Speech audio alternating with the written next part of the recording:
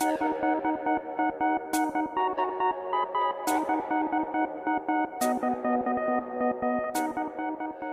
1 year, not having any money, trying to build a business, and that was the hardest thing for any business. We work together, we can finish sometimes 8, 9 o'clock at night, you go home. You go to a restaurant, you talk about work. Hello everybody and welcome to my podcast, Taking Care of Business. My name's Paul Cheetham-Cash, and today I'm delighted to have with me, it's a husband and wife team and founders of Forever Unique. It's Sandeep and Seema Malhotra. How are you? Very well. Brilliant. Good, thank you for coming in. Thank you for having us. This is the first husband and wife one I've done. So we'll see how it goes. It's not the last. Let's see how it goes. So I'm going to start with you. Sandeep. How long have you been married? Married 25 years now. 25 years. You've just been remarried. Yeah. Come on to that in a bit on the show. So you were married way before Forever Unique. Correct. How did it all start? You was married, you was in what you always class as the rag trade, so you can talk to us a bit about that. How was it? And then how did that evolve into Forever Unique? So how far back do you want to go? University days? You can do if you want. Yeah, so university days, I qualified as a surveyor, but my parents were in the market industry, doing the market, so I used to help them with the markets, as well as studying at the same time. It was when the last year of university is when we actually started the wholesale side of the business, where I got a small unit over in Stevenson Square in the Northern Quarter, and we just used to buy like damaged stock or overmakes of store groups and send to fellow market traders, and that's how we built the business up. So we did that for quite a few number of years, and we actually became a very successful business from doing that. So even though I qualified at university, I didn't pursue my career in surveying. I just sort of like built up the wholesale side of the business. I did that for about 4 or 5 years, and then got married, and Seema joined the business as well at the same time. Very good. So you imported some decent brands, didn't you? That like household brands today. That was your first thing. You hit some winners, didn't you? we started from buying overmakes, and we did really well with that. Very successful business. But then the margins became less and less as competition grew more and more. So we started to go further afield. So we started looking at. We had an office in Paris. Went round there, and because I had a good reputation in Paris, we managed to secure some brands who commonly known as Sandro and Marge in the UK now, but unfortunately they got bought out by LVMH, and their business model was not to have a wholesale distributor in the UK, or worldwide in fact, and want to do everything in-house and move the business from a B2B platform to a B2C, is why they've got the standalone stores and concessions now. So, it was upsetting at the time from all the hard work we've put in the foundation to put in the right store groups, and taken away from us overnight, basically. This was like 15 years ago. Yeah. It was about 15 years ago. So at that time, we had other brands as well, but they were probably our strongest. And I said to Seema, I said, look, we've been doing this for 10, 15 years now. Should we move on? We had a few properties. Should we continue the property business? I've got a bit of knowledge, obviously, through the surveying background. And it was Seema who sort of like said, let's start our own brand. So in hindsight, by them taking away the brands from us, we created our own brand of Forever Unique. But we've got to remember those brands probably opened doors for us. Sure. And got us into some of the best Retailers. boutiques, and even some store groups that really became interested. But we learnt a lot from those clients as well, and there was just a massive gap for glamorous dresses. Yeah. So they would say to us, there's no one doing it. And I thought, well, I live in Cheshire, we're all glamorous women. Yeah. I know what women should But you be wasn't wearing. that glamorous then, because I've heard the story about you driving around in a van. So tell us about that. Oh, it wasn't glamorous. Was this before Forever Yeah. Unique? This was well before Forever Unique. Right. By the time I started Forever Unique, I'd moved on from the Had van. you? But you used to go travelling in a van, Yeah, didn't you? we Buying did. clothing. Buying clothes, Yeah. or they put the hours in. Yeah.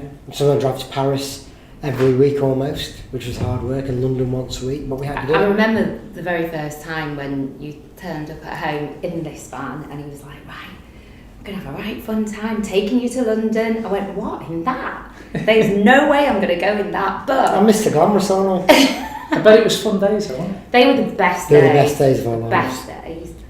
They were challenging, but they were brilliant. Yeah. But, you know, it's all about timing as well. We were fortunate when we launched Forever Unique, is probably the beginning of the e-commerce era, should I say. So that's when you started seeing people like ASOS come up, and they were probably one of our first accounts when we launched Forever Unique. We were one of the early brand suppliers to them, and as they grew, we grew as well. So that was one of the reasons why. Who came up with the name? Well, we were Unique. Well, the company's called Unique Collections originally, Yeah. and we just thought of the name Unique Boutique from the name of Unique Collections. But then, as it grew on ASOS and we were with Shop Direct at the same time, I thought there's a bit of mileage here. We're from a 30-piece collection, we're up to like an 80-piece collection, and we're growing each season on season. So I thought, I've got to trademark this or put some PR marketing behind it if we want to grow to the next level. But obviously when we did the company search or the trademark search, we found it was registered by Philip Green. So I thought, I don't want to get in a court battle with him at the end of the day, so we had to make a decision early on to find a name associated with the name Unique. Yeah. We didn't want to lose that. The unique name, and it was a hard struggle to. But once we spoke to the customers, because obviously they've spent money on SEO, PPC on Unique Boutique. You know, even those early days, it was still money for them. They were upset with us. But I said we had to do it, otherwise we'd never be able to trademark Forever Unique. Yeah. So for you can't remember. It wasn't like you can't remember who came up with the name. It just happened. We were just playing with loads of I think ideas. we did, yeah. But no, actually, it was me. Oh, no, it wasn't. Yeah, it's all about. How many was in the team at that point then? About 4 or 5. 5 of us. There was 4. Me, you, Alan and John. 4. And your dad. Yeah, and Dad was 5. And at that point, are you designing? Have you started designing now, or are you still buying things and relabeling, delabeling? It was a mix. Yeah. It was. It was a mixture of doing a jigsaw, creating our own. We had no design team. It was Seema and myself going to the fabric markets, choosing the fabrics, choosing the trims, looking at shapes, ideas on the internet, making a jigsaw of things, drawing sketches. You know, it was just a mixture of day and night doing things. And we actually started off doing not what we're selling now, but it was actually all people know us for a special occasion wear and evening wear, because that was the niche market we actually started the business with. Yeah. Reasons with it was we didn't have to. The factories were catered for small units on those things, so it was easy to get into those factories. There was a higher margin in those factories, you know, and it was a niche, so there was less competition as well in those in that category. So you started in Sabine, but you was always into fashion, I think, wasn't you? Yeah, that's what I studied at university, and then I got a scholarship to go to St Martin's, but having really strict parents, my father didn't want me to go to London, and I had an arranged marriage. That's how I met Sandeep. So it's pretty much... Not done bad for yourself, have you? No. Just punching. Yeah, you wish. So yeah, and at the time I was like, oh my God, that whole dream of wanting to have my own brand, I just felt like it's never going to happen. But then at the time I'd met you, and you were brilliant in the sense he just said to me, listen, you know, you will get to do what you want to do. And luckily, obviously, you were in the fashion game at the time. So yeah, I just always knew as a child that this is what I'm going to be doing. Yeah. And luckily, I met you, and yeah. Forever Unique was born then. Yeah.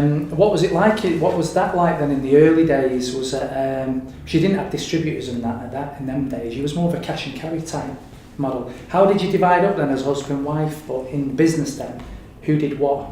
Did you take more design, or was it both of you? Who did? I think from early days we did everything together. I'd say. at the beginning. When we were a very small team, because you know, we might argue, we might shout, we might criticise, but it was all for the benefit of the business, for the product at the end of the day. Your business is as good as your product. Yeah. That's the way I look at things.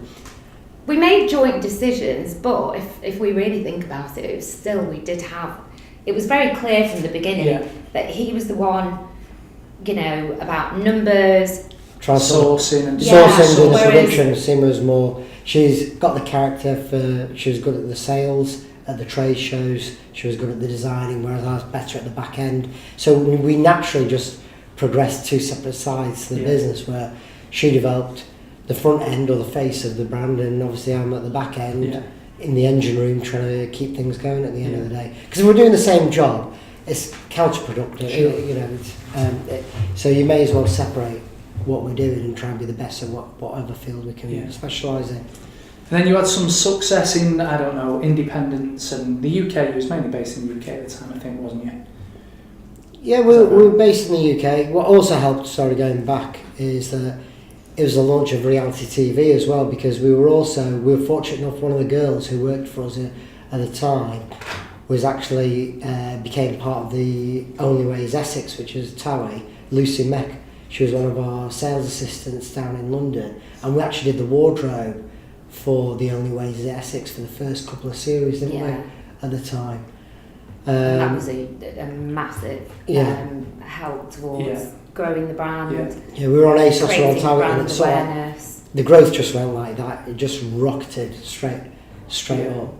But then I'd say that was a good thing and also a bad thing, because then we became a little bit complacent as well. You know, which, you know, in hindsight, you grow so fast you think you're invincible, that you'll carry on, but then you get pulled down once you have a couple of, not flat years, but a couple of steady years. You want to grow at that same rate again. So then we just restructured the whole business again. And how did that look? How did it look when, because as we've done an empowering women event before, and we talked to them about how you got to a point where you had a good lifestyle. You had a good lifestyle from the business for quite a while. There's no doubt about that. But like you say, there was this plateau. And you made a decision, and was that a joint decision, or who was pushing it on to, I guess, really focus on getting it to the next level? I think we both had that, really. It was a choice. Yeah. We either stay as we are for the rest of our lives, or we try and build a business that we can grow, that can be scalable, that we can take it to the next level. Because we will make it. We had too passionate, you know, when you've worked that hard. Not worked that hard. What was your dream? What did success look like to you when you was all them years back and you set Forever Unique? What, because it changes, done it over a period of time. It might have been to get in 10 boutiques, 50 or half a million or a million. What did success look like to you? Can you remember? For me, personally, obviously, you know, when you're young, you all have that fire, and you just, you know, you want your Forever Unique to be sort of worldwide, and that's still to this day, that's what I want. Yeah. You want sort of world domination with the brand, and I think until we get that, it's not about the money, it's about brand building. It's about I'm building not going to it. stop till It's like becoming the British Michael Kors, or along those lines, where people recognise you're an iconic brand. I think that'll give us more satisfaction, I think, than the money. For me, it is, and more for both of us. Well, the money becomes a byproduct of success. There's not many people I know that start out to make money and then make loads of money. They start out to do something, and the byproduct of that then is. Okay, so you changed then. You became a global brand pretty quickly. You changed from a cash and carry, mainly UK-based brand. How did you do that? How did you end up in? I think you've got 10 distributors or agents. Just by doing these trade shows, really, wasn't it? It's by, obviously, there's only so many key accounts you can sell to in one territory. You get and we gave exclusivity to our customers, so with a 5-10 mile radius, depending on who they're. So there's only so many of good key accounts that you can supply to. So how do you grow your business? You grow it internationally. That's on it. So we started doing trade shows internationally to do the same business model we had in the UK, in France, in Germany, and all those places. So, and it took us a few years of investment to actually find. We had the few independents would come back disheartened, spending so much money on a stand build, and come back with a few piddly orders. But after 2-3 years of perseverance, from those piddly orders, you know, Rome wasn't built in a day. You know, they started to engage us. They liked the product. They started working for us, and by then I think as the brand got bigger as well, people wanted a piece of Forever Unique. Yeah. And people walk the aisles of these trade shows, and the agents see us, the agents we're with, looking at they don't just come for one time, they're actually want to build their business, grow. So from doing those 2-3 years of struggling of those trade shows, we actually got some good key agents from those from those trade shows. They've actually become our partners at the end of the day. Yeah. So it's all about perseverance, really, and being in the eyes. And we've always done things. We've always acted bigger than what we actually are. So we always had the biggest booth, the best show. We did a shop fit stand, and just to attract that type of razzmatazz. We had like naked butlers on the stand to attract the women. But Is that your idea? No, they need champagne. But it all it creates a bit. It was not the norm that was done on stands at the end of the day. Yeah. But that attracted noise, didn't it, at the end of the day? And that's how we got people to the stand to sort of like view the products. And what's it like seeing these shows? Because you've got Milan, you're at Milan, you're in Paris, you're at London, all the fashion weeks. How glamorous is it? It's kind of every girl's dream, I guess, to do that. What is it really like? It's really hard work. Hard work. Isn't Not it? as glamorous as everyone makes out. Listen, it is long hours, but for me, it doesn't actually feel like hard work because I love it, I live it, I breathe it. It's rewarding though. It's early hours. We probably start at 7. We don't finish till, if a customer's there and wanting to see the collection at 9:30 at night, I stay at 9:30 at night. So because long you're not there days. to have fun, are you? No, but we still have fun. We still have fun. But it's hard. Yeah. We're getting older a bit now, so we don't have as much fun as what we used to. We would It doesn't look like it in your socials. Don't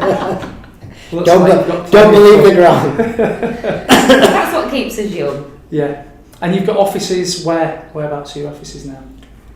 Gosh, So we've got total- Manchester, London. We've got 2 in Milan. One's for the Middle Eastern and Russian market because all the key buyers want to go there. One in Greece, Spain, Portugal. yeah.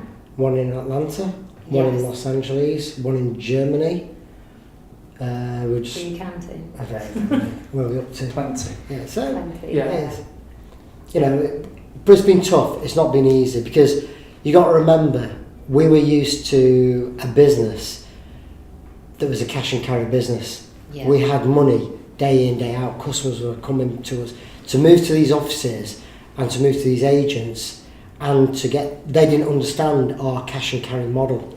It was brilliant. We used to love our stock, commit to the stock, show the sample collection at a trade show and just write the orders and dispatch it and get paid. Yeah. But the way these guys want to work are forward order houses, so you can't get into the likes of, for example, Harrods or Selfridges on a cash and carry basis. The buyers have the budgets, they're a season in advance, and for us that was the hardest challenge that we ever faced in business. For 1 year, not having any money, trying to build a business, trying to still keep things going, but not get paid. Well, showing your collection for 1 year, then delivering it the following year, and then still giving credit. So you're like 18 months with no money, and that was the hardest thing for any business. Well, for us especially, to that turnover. Now we're in that cycle. It's easy, but from having money in and day out, and just having peaks and troughs is quite difficult. And at the same time, the online landscape's changed a lot in the last sort of 5 years with the fast fashion guys that have come in. Yeah. Because there was the point where you'd put stuff on your site, you didn't need that necessity to keep adding stuff all the time. No, it didn't. And that changed. So that was also a challenge for you guys, I think. Yeah, it has, because I think with the likes of social media, women don't want to spend a lot of money on clothes anymore. They'll spend it on shoes and handbags. They'll either go designer or they'll go affordable fashion at the end of the day, because they don't want to be seeing the same outfit twice. So it has been a challenge for us. Disposable fashion, isn't it? Yeah. I think more and more people are just... When we first launched, maybe 8 years ago, we didn't concentrate on the e-commerce side. Our average order value was £300, brilliant, high sales, but it wasn't e-com friendly, should I say. So we've had to try and build a platform as the growth of e-coms become more and more relevant to the growth of businesses and to especially fashion businesses, to make it an e-com friendly business, which is why we've launched in the last 12 months e-com friendly products under the forever unique quality, styling, design for that woman who doesn't, you know, even though it's disposable fashion, it's still affordable at the end of the day. Yeah. We don't want to get rid of the DNA of the brand. Yeah. You know, it is glamorous. I still want it to have that sort of luxury feel. So even though we have created this sub-brand, it still has to have that DNA. I just don't want to be creating, you know, affordable clothes that, you know, but to take away the real DNA behind the brand. I'm going to talk to a different age group to what a lot of other, should I say, online players are doing. We're targeting the 25 to the 50, 60-year-olds, still look smart, still dress well, with colour without looking boring at the end of the day. He doesn't want to show every cleavage they're going, they still want to be, you know, fashionable, but not too. And I know the brand quite well, so I know where you are on your journey. You're kind of bursting through a lot of the pain barrier now. You've took all that. What kind of kept you going through that? Because it's not like a 5 minutes, it's not like a few months. Like you say, almost your cash was cut off for 18 months. You're building a team, you're getting worldwide trademarks, you're on a forward order, the online side of it's changed. I guess what kept you going through all that?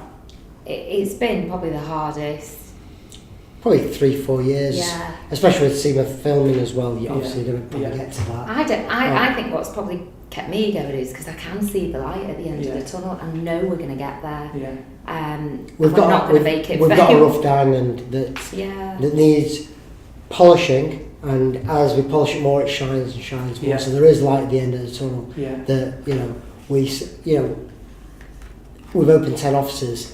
Hopefully we'll get to 20 offices worldwide where people will start recognising the brand. We're in key shops. You know, we want to build the e-commerce to an international platform at the end of the day, which we've only concentrated really on the UK at the moment. We've not even looked international on the e-com. We need to get it right first in the UK, and then we can start exploding. I also think, because we've been in the business for 25 years,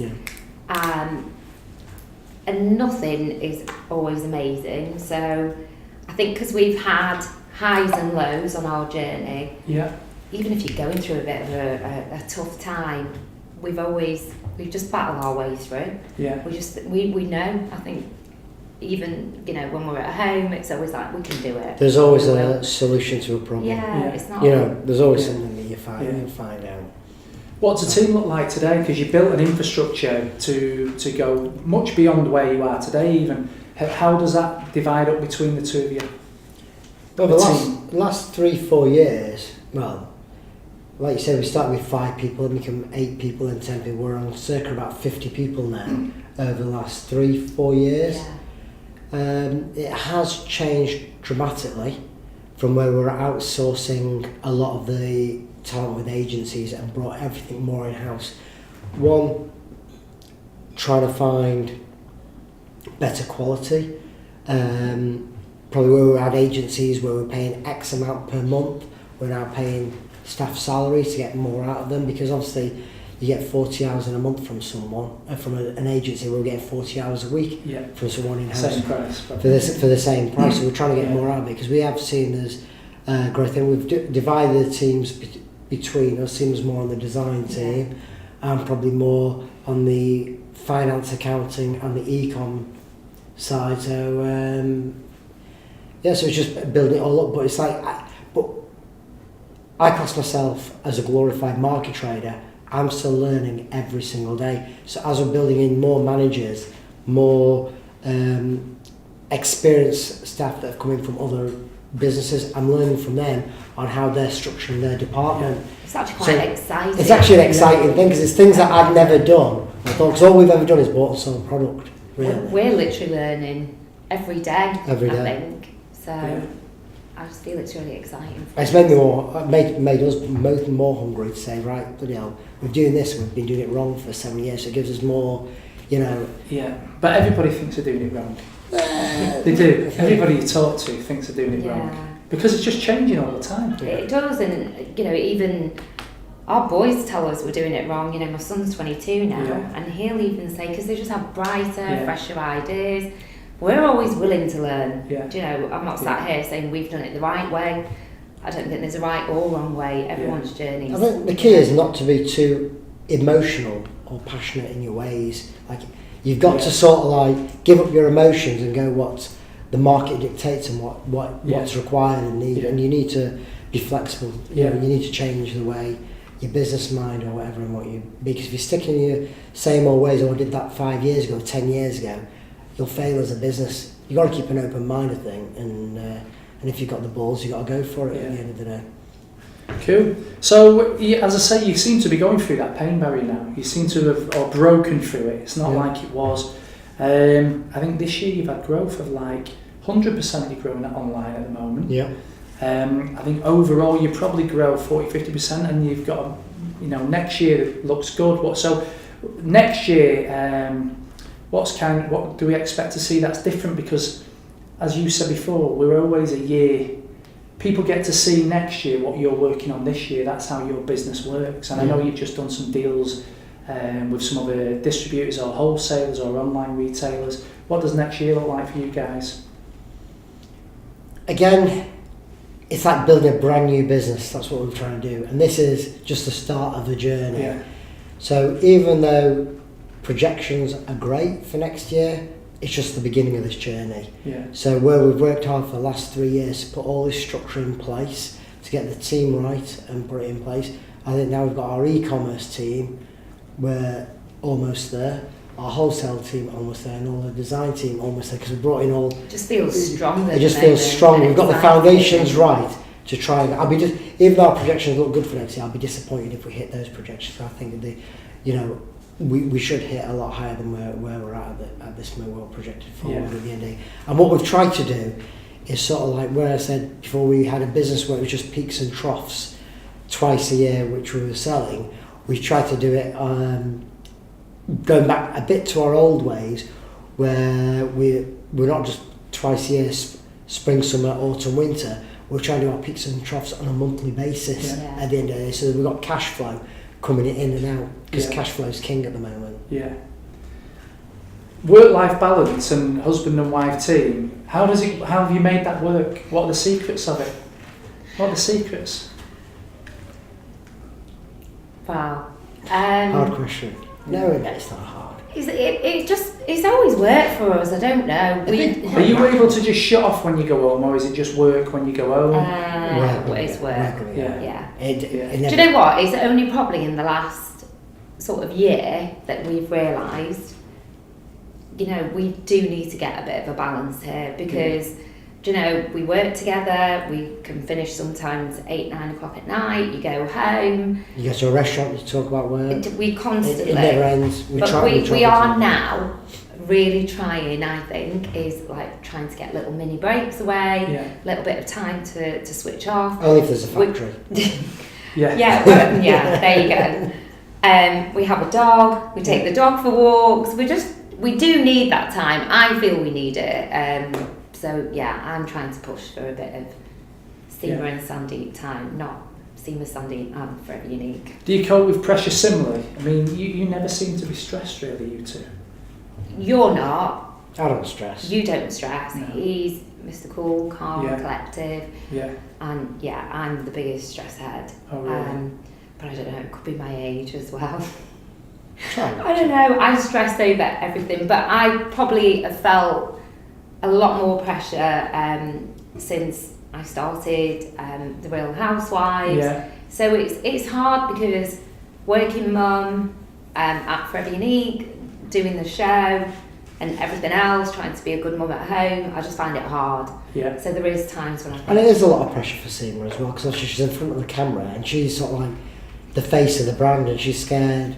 It was a big risk we took at the end of it. She's scared of letting the team down, letting the business... Just that whole pressure, because Forever Unique is my baby. 25, 30 years, and it might not be Seema, but sometimes you know how they can edit something at the end of the day to make it look bad. Yeah, of course. You don't know how... And it affects the brand. You just don't want anything to affect what we've worked really hard for the last 25 years to build. But if I'm honest, it's never come to that. Yeah. They've actually been very good. They've helped the brand, we've built the brand up, and I think we've got more exposure from Seema being in the television programme. So how did it come about?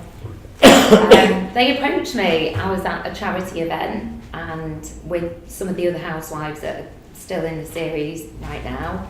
And yeah, they just was like, we've been following you for the past year. They knew more about our life than we knew about our life, honestly. Yeah. But at the time, just wasn't ready, and I obviously I've never done anything on like TV before, and yeah, came back series 2 again. I had What made you go for it? because everything that show kind of stands for, and the women that are on that show is what my brand is.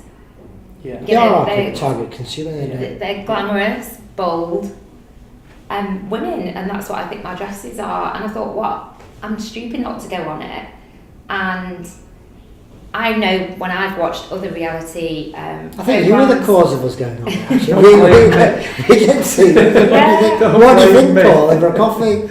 Well, even though you pushed me, and encouraged me, I need to thank you for that, because it probably has been the best thing that we... It was a bit, I was involved in the conversation, it was a bit 50-50 at the time, wasn't it? Yeah. It was should you, shouldn't you, there was plenty of positives and negatives on both.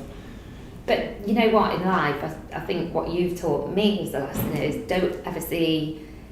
Yeah, there's always going to be positives and negatives, but do you know what? It's what you want to get out of it. And I can honestly say, it has been stressful and it's been hard, but it's probably been the best 3 years. Yeah. Memorable 3 years, anyway. Yeah. Do you watch yourself back? I have to, because we have the reunion show to do at the very end. You've got one coming up, haven't you? We tonight. It's on tonight. It's viewing tonight. Right. It's on tonight. And you've been in it a bit? In the early days I was. Yeah. I'm sort of like, they always edit me out because I get nervous on camera. Yeah. Yeah, I do get nervous. You're alright here. Yeah, you see, I'm alright here because I haven't got I haven't got 6-7 women around me. crazy women around him, screaming, shouting. So You actually don't like it. He's not that great. I'm not good at it. Yeah. And the boys run it a bit. Are they still on it? Are they? They've not done much this series because they're so busy working, both of them. So, you know, if they have time, to be honest, you've all been dead supportive, Sandeep and the boys. Whenever they can be around for me, they are. But they are working really hard at the moment. Yeah. And so the future on TV. Do you continue on the Housewives? Do you do some other stuff? At Was the that a charity moment, event where you're doing plenty of dancing? yeah, I love dancing. Yeah. Oh my god, yeah. I don't know. I quite enjoy the kind of television side of things now. I've got quite comfortable in front of the camera, and it's actually quite fun. But I think what I would want to do is just something that I'm dead passionate about. She's always been a drama queen. I'm joking. Yeah. Styling, maybe doing makeovers, changing people's lives. I don't know. Yeah, maybe dancing. Who knows? Who knows? Yeah. And Forever Unique then, as a future, it's just more of the same. It's keep growing. Infrastructure. Yeah. New territories. It'll be new territories. There's a lot of growth, that we've got, that we're looking at, and there's a lot of things that we thought we knew it all and we don't know it all. But there's a lot of things there are a lot of quick wins where we can accelerate quite quickly, which I'm excited about. Yeah. At the end of the day. Yeah. So there's a lot to do yet. Yeah. Brilliant. Well, that's it. That was easy. So thank you very much. If you click in the link below, you will see it's available on YouTube, Spotify and the iStore on iTunes. Thanks guys for coming in. Thank you. Thank you for having us. And I'll see you for the next episode. Thank you.